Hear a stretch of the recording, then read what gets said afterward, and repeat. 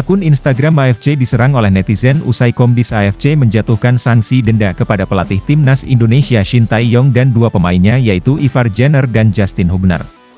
Shin Tae-yong, Justin Hubner, dan Ivar Jenner disanksi AFC karena mengeluarkan reaksi yang tidak pantas di Piala Asia U23 2024. Sanksi untuk ST, Jenner, dan Hubner itu tertuang dalam rilis pada Jumat kemarin.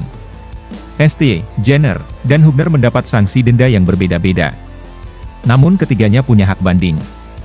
Hubner dan Jenner didenda $5.000 atau setara 81,7 juta rupiah, sedangkan Shin didenda lebih besar, yakni $7.500 atau setara 122,6 juta rupiah. Akibat keputusan tersebut, akun Instagram AFC pun mendapat serangan komentar dari netizen.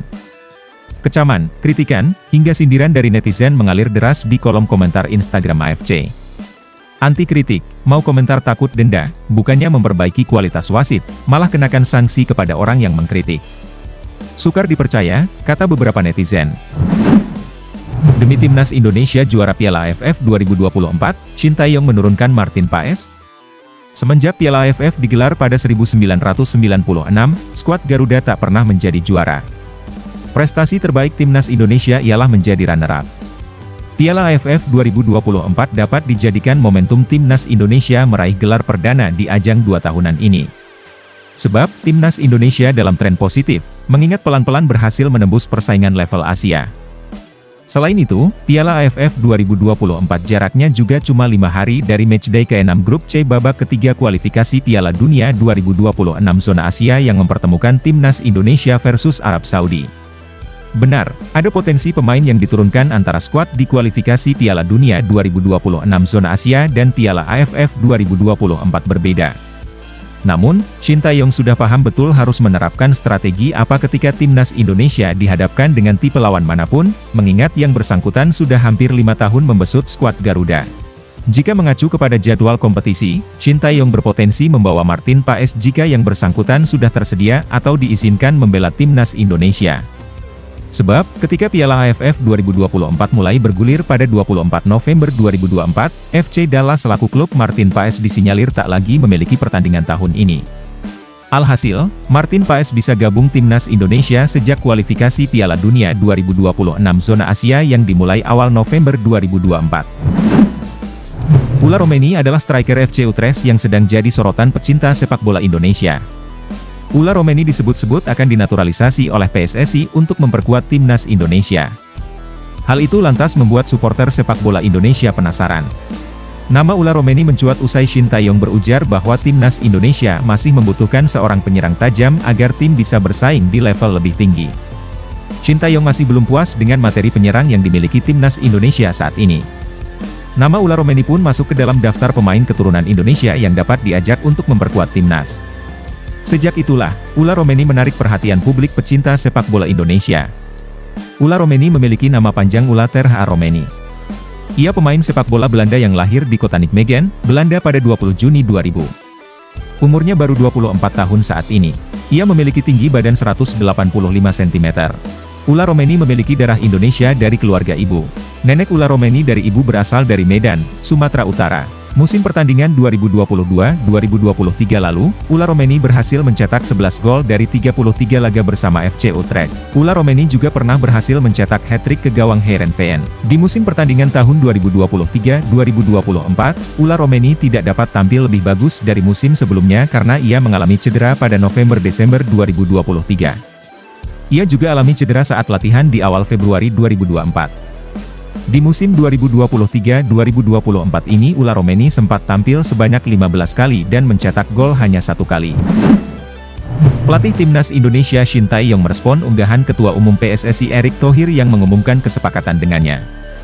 Dalam respons di unggahan media sosial Erick tersebut, ST menyatakan akan bersama timnas Indonesia hingga 2027 mendatang. Sebelumnya, pada Jumat malam, Erick mengunggah foto dirinya yang berjabat tangan dengan Shin. Dalam unggahan itu Ketua Umum PSSI ini menyebut Shin sepakat memperpanjang kontrak. Seperti umumnya masyarakat yang meramaikan kolom komentar unggahan Erick, Shin juga ikut berkomentar atas unggahan tersebut. Kami memutuskan untuk bekerja sama dengan Ketua Umum PSSI sampai 2027. Tolong dukung sepak bola Indonesia yang banyak, kata Shin di kolom komentar unggahan Erick. Sebelumnya, ramai dibahas nasib masa depan pria Korea Selatan ini setelah pertandingan terakhir fase kedua kualifikasi Piala Dunia 2026, sebab banyak rumor berkembang. Salah satunya isu soal Shin diminati Federasi Sepak Bola Korea Selatan. Ini membuat pecinta timnas Indonesia khawatir pria 58 tahun ini menolak tawaran perpanjangan kontrak. Pasalnya, Shin menorehkan sejumlah pencapaian baru selama 4,5 tahun membidani tim Merah Putih. Satu di antaranya lolos babak 16 besar Piala Asia 2023 untuk pertama kalinya. Shin mulai dikontrak sebagai pelatih timnas Indonesia pada 28 Desember 2019. Saat itu Shin diminta menangani 3 tim sekaligus, kategori U20, U23, dan senior. Saat itu Shin dikontrak dengan durasi 4 tahun, yakni hingga 28 Desember 2023. Pada pertengahan 2023, saat Erik menjadi pemimpin PSSI, Shin ditawari kontrak baru. Mantan pelatih Korea Selatan itu ditawari perpanjangan kontrak selama 6 bulan, yakni hingga 28 Juni 2024. Selama periode itu Shin diminta memenuhi 2 target. Target pertama, lolos dari babak grup Piala Asia 2023 di Qatar. Kedua, lolos dari babak grup Piala Asia U23 2024. Tak hanya lolos, Indonesia melaju hingga babak semifinal. Begitu target tercapai, Erik langsung menawarkan kontrak baru. Dalam jamuan makan malam di Qatar, keduanya bersepakat akan bekerja sama hingga 28 Juni 2027. Namun, Shin tak langsung menandatangani kontrak baru. Ia memilih menuntaskan tugasnya di kualifikasi Piala Dunia 2026. Pencapaian di ajang ini membuat Shin punya posisi tawar tinggi. Manajer Timnas Indonesia, Sumarji mengakui pihaknya ngebet buat naturalisasi Ula Romeni agar bisa tampil di ronde 3 kualifikasi Piala Dunia 2026 zona Asia. Namun, untuk Kevin Dix masih belum.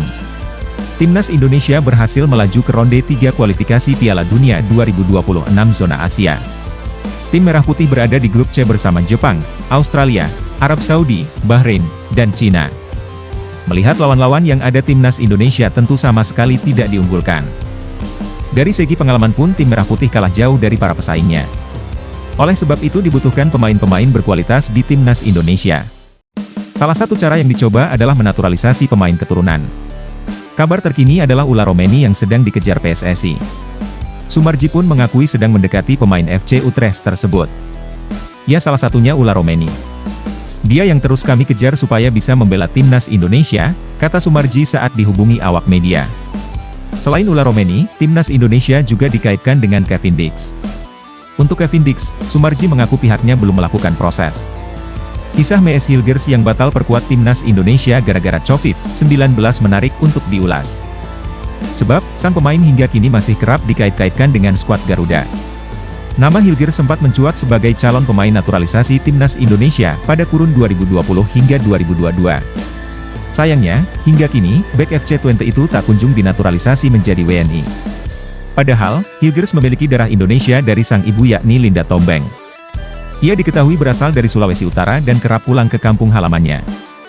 Hilgers juga pernah menyatakan niatnya merumput di Indonesia suatu hari nanti.